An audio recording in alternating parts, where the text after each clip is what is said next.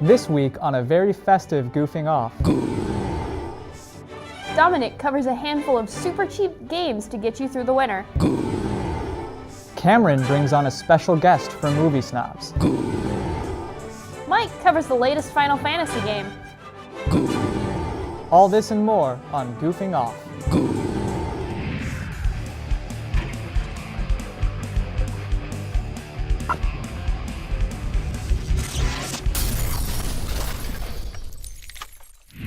Hello and welcome back to Goofing Off. I'm Dominic from Ellie. And I'm Michaela Wilfred. So I heard we have a special guest for Movie Snobs. Is it Santa? No, it's the next best thing. ZTV's executive producer, Juan. Oh. Well, I guess that works too. Here's Movie Snobs. Hello everyone, welcome to Movie Snobs. My name's Cameron Button, and I'm here with my guest, Juan Contreras, who is a professor here at the University of Akron, and he actually teaches a very interesting class, Star Wars. The films of Star Wars, that's right.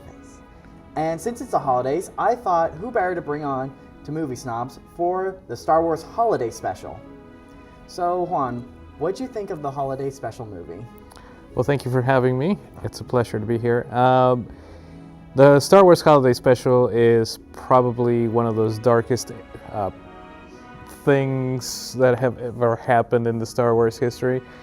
And with good reason, it's never been released officially, and it's because it's incredibly bad. Oh yeah, George Lucas tries to hide this under the rug constantly.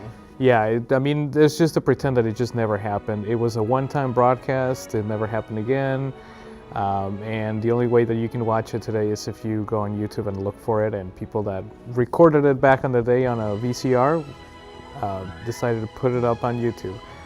But yeah, it's pretty bad. If you watch it, it just nothing, there's not really a lot that happens in the plot.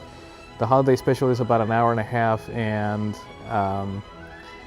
the plot has to do with Han and Chewbacca trying to get back to Chewie's homeworld, and for the Festival of Lights. I think it was Life Day, maybe? The Life Day, Yep. yeah. Wait, Life Day, yeah. And I get confused because there's this like one scene where all the Wookiees have like these ropes and they're like holding these like light spheres. But yeah, so not a lot happens, and that's just really an hour and a half of, you know, Han and Chewie trying to get back, but they're like facing an Imperial blockade, and then all the Wookiees at home trying to figure out where they are, and you know, the Imperials come and look at their house, and it's just really, there's a plot. If you could change anything about this movie, what would you change? 99% of it. There are a couple of really ridiculous parts in the Holiday Special. At one point you see Chewie's son play with this like machine that looks like something even more archaic than an Atari, and you see dance specials, there's songs. Right. I mean, it's just really, really ridiculous all over. The fact that nothing really happens in the plot points is just really a bad thing. And they also use a lot of footage from the original Star Wars in 1977, so it's just like, why not, if you're really going to spend the time and effort into this, why not create new effects for it and whatnot, which they did for some parts, but... Bring back the excitement that Star Wars brought to that generation of yeah. people. So if there's anything you would keep in this movie, like what's the good parts about this movie? Well, the one thing I really liked about the Holiday Special was the animated feature. And it's not that it actually has an interesting story, but the really cool part about it is that it's the introduction. It's the first time that we see Boba Fett on screen. Before that, I know that if you watch the special edition of Star Wars A New Hope, you see Boba Fett appear, but in the original release of Star Wars, Boba Fett made no appearance. So it's not until the Holiday Special that we see Boba Fett. And he's a bounty hunter working for Darth Vader. So I think that's an interesting part. I mean, I think the animation definitely screams this is done in the 1970s. Oh yeah, Han Solo, his face was a mess in that. I always said that Han Solo looks like Steven Tyler from Aerosmith in the Star Wars Holiday Special animation. But I think that's the one interesting part about the Holiday Special. It's not the greatest animation, but Surprisingly, the plot in that animated short moves a lot faster than the entire rest of the holiday special. Like, more things happen in that. I think it's an 8 or 9 minute span than in the rest of the 1 hour and 20 minutes that is the rest of the holiday special. Yeah, it's interesting that they didn't move on with the animation, like just kept going with that since it was so plot oriented and it moved so fast. It could have just been all animation, it would have been a fine movie. Yeah. So would you recommend this movie to anyone? I would recommend the Star Wars Holiday Special for any Star Wars fan. Because I think as a Star Wars fan, if the Holiday Special were ever released, I would actually purchase the Holiday Special. Because it's part of the Star Wars history that I've come to love and appreciate on so many levels. And I think even its darkest chapters should be something appreciated if you're a fan. If you're not that crazy about Star Wars, stay away. Stay away. The holiday special does bring back some of the original cast. So you see Mark Hamill playing Luke Skywalker. You see Carrie Fisher playing Princess Leia. Anthony Daniels plays C-3PO, and the voice of James Earl Jones plays Darth Vader. Yeah. But you know, other than that, I mean, it's and of course Harrison Ford playing Han Solo. But other than that, I mean, there's really not much there. If you want to see Carrie Fisher sing, this is your chance. Watch the holiday special. So, and I think if you're really like annoyed overall by the holiday special, you can also just skip through it a little bit, and that would work. I think I agree with you. Like, it's an experience to watch this movie. It's only a very hearty, nourishing dish, but it's very economical too. So all those hungry mouths in your household will be going yummy yum on that tummy tum if you just follow along with me as I prepare this popular favorite. Well, thanks for being on. And I'd just like to ask you guys, what did you think about this episode? And did you guys agree with us or disagree with us with the Star Wars special? Have you seen it before even? Tweet us at ZTV Goofing Off with the hashtag Movie Snobs. And I'll make sure to see you guys at the theaters. Hi everybody, I'm Dominic Ferrali Jolly and this is Games on a Budget. For our holiday episode, I'll be doing something a little different. Instead of showing you one budget game, I'll be looking at 5 different games, all under $1. Whether your wallet is suffering from the holidays or you need a last-minute gift idea, I've got you covered. Starting first with the game Bit Blaster XL.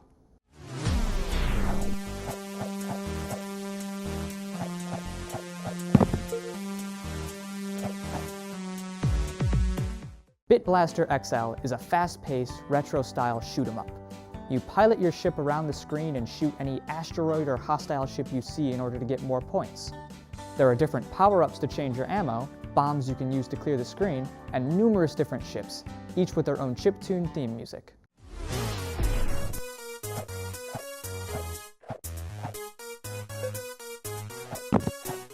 It's a fun arcade-style game that is easily worth the price.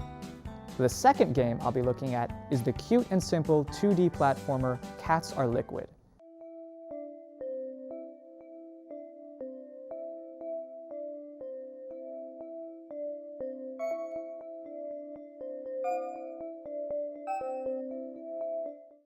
In this game, you play as a cat that can, like most cats, turn itself into liquid. It has a colorful style and a heartfelt story. Your owner has locked you in a series of rooms, and you strive to escape. The game has 90 levels, and you'll encounter new game mechanics as you progress through it. Anyone who enjoys cats and video games about cats would find this to be a short and sweet adventure. Next, I'll be looking at the relaxing puzzle game Clocky.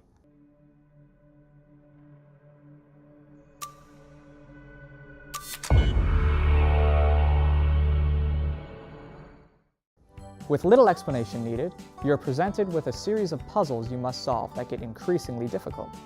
As you progress, you'll face puzzles that you must interact with in different ways, puzzles with overlapping lines you must match up, and eventually have to solve puzzles that include all the different mechanics you've encountered together. The game's visuals and music are relaxing, and it's something you can easily find yourself losing a lot of time to.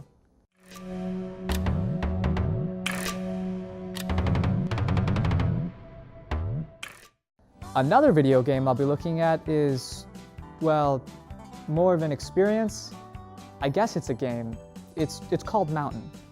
You boot up Mountain, and the game asks you a series of deep questions. Based on how you answer, it generates a mountain floating in the void of space. You can observe this mountain as it goes through night and day and the 4 seasons. Occasionally, a pleasant chime will sound and inspiring text will appear at the top of the screen.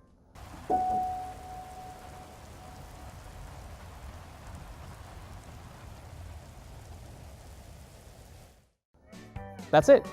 Not really gameplay, but for some reason I find myself booting it back up, listening to the pleasant ambient sounds and watching my mountain rotate. It's relaxing, and I would really recommend it. Finally, I'll be looking at a game all about clicking on a jar of mayonnaise. You just click it.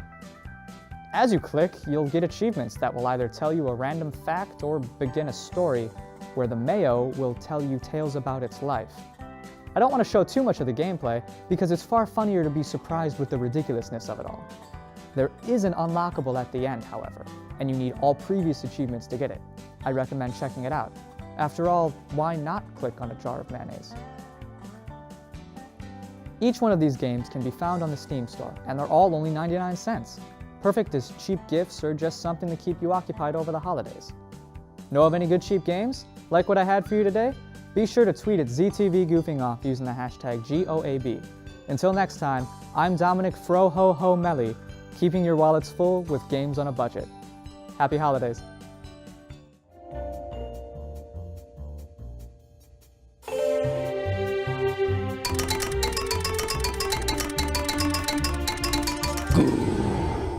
So I moved out for the first time this semester, and the holidays just don't feel the same without a cozy fireplace. That's why I always pull up a Yule log on my TV. Oh yeah, I forgot. Netflix has a few of those. And speaking of Netflix, Goof and Chill is coming up next. Let's check it out.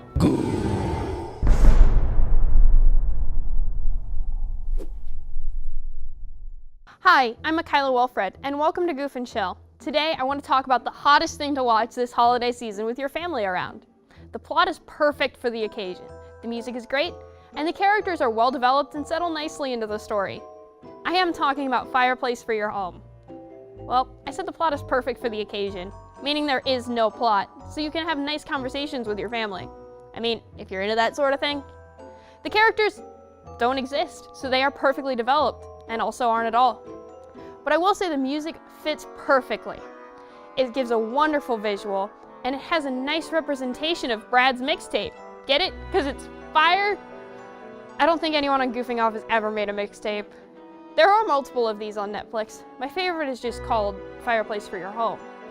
This one is also 3 different settings separated into 1-hour-long episodes. Heads up, here come some major spoilers. The first episode is Christmas music and a fireplace. The second episode is a fireplace with wood crackling sounds. The first 2 episodes have the exact same fireplace. The last episode is a fireplace with generally soothing music.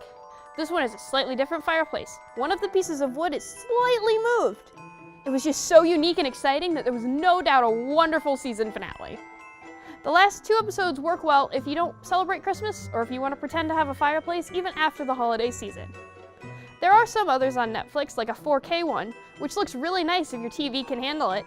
But I'm a college kid and have no money for a fancy TV.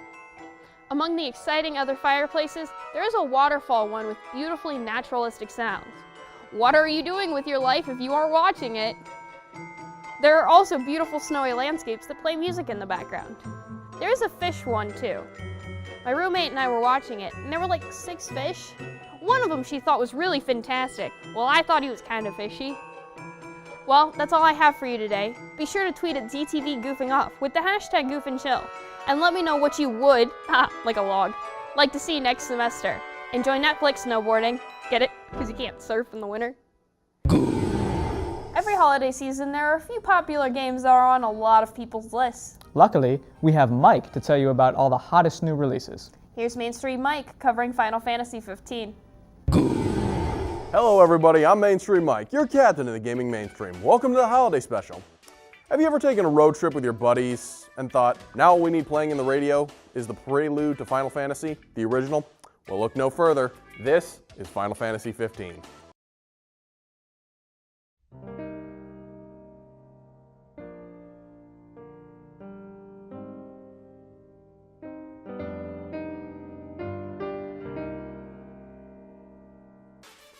Now this game states that it's a Final Fantasy for both old and new gamers. And they're right. But is the game worth a $60 price tag, or if you got the collector's edition, $90? The answer is yes. Life in the fast lane. Life in the fast lane. But there are some things you need to know first. First, the good stuff. Square finally took a page from their fans who wanted exploration in this Final Fantasy and ramped it up to 11. It's been a long time since I played a Final Fantasy game where exploration was really encouraged, and here it shines brightly. As you arrive in a little gas stop called Hammerhead, the moment you take control of the main character Noctis, who I swear is modeled after Sasuke, you can explore the plains to your heart's content. There are a few roadblocks early on, but to get past them you need to complete 2 or 3 main story missions. Also, if you're expecting this Final Fantasy to walk you through fights, I say good luck.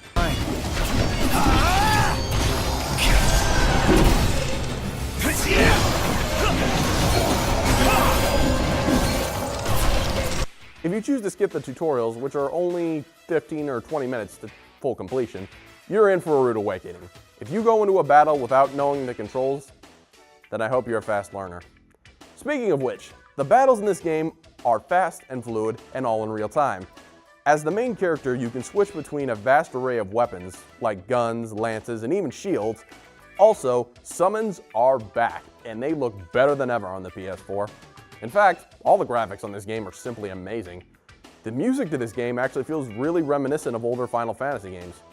Also, we have Afrojack on the car radio, so nice touch. Finally, leveling up is not done after battles anymore. Your experience gets tallied up when your characters decide to call it a day by sleeping in a motel or camping. Also, sleeping in different areas will yield different experience boosts, and buffs are added by collecting the materials needed for food. So let's get to the stuff you should be wary of. For starters, in my opinion, the car mechanic is used way too much. I understand why, but still. Also, if you're looking forward to a wide variety of spells, you're gonna be a little disappointed. In this game, magic is consumable like a potion. And how, you may ask? There are 3 main types of magic in this game: fire, ice, and lightning. You then mix those with potions and other items to yield different abilities, like healing fire or poison thunder. It's interesting, but I do miss a lot of the old spells in other Final Fantasy games. Finally, the Ascension gauge, or the place where you spend all your AP, is set in stone. It's a lot like the Crystarium from Final Fantasy XIII, but in that game, the Crystarium could expand.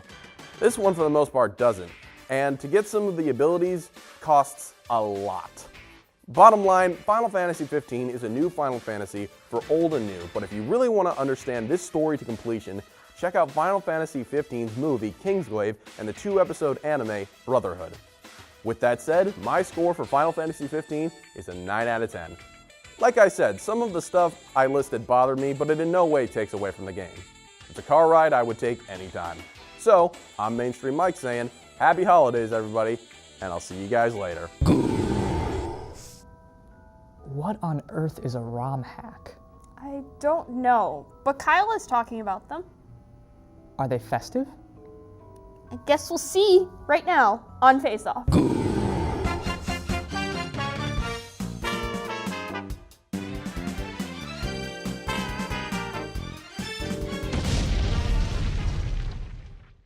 Hello everyone, I'm Kyle Glockton. Welcome back to a holiday-themed face-off. Surprisingly, there aren't too many holiday games out there. Or any at all for that matter.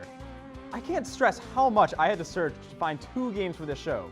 Thankfully, we have the beautiful world of ROM hacks. Today, I have 2 holiday ROM hacks to pit against each other. Super Mario World: A Haunted Christmas and Super Mario Bros. 2 Christmas Edition. Let's get started.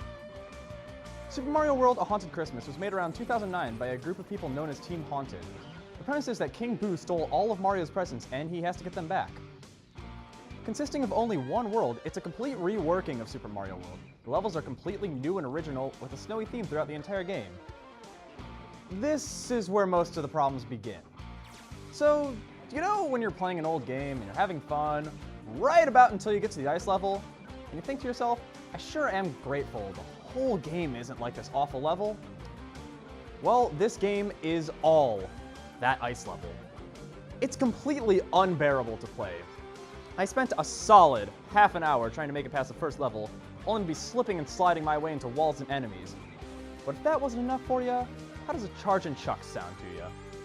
For anyone who doesn't know, charge and chucks are those football players that somehow found their way into a Mario game. They just charge at you, taking 2 hits to kill. They're some of the worst enemies in a Mario game to date. So logically, there's one every 5 seconds. I can't fully describe the sheer pain and agony you go through as you slide past the item, slide past the Koopa, slide past the football guy, slide off the cliff, slide everywhere but where you want to go. This game is a perfect example of why there should be minimal ice levels in any video game. While that game may be all slippery and cold, Super Mario Bros. 2 Christmas Edition is slightly better, I guess? Super Mario Bros. 2 Christmas Edition is essentially the same game released back in 1988, but with a winter texture over the whole game, as well as all the characters wearing winter clothing. Plus Birdo's a snowman, I guess.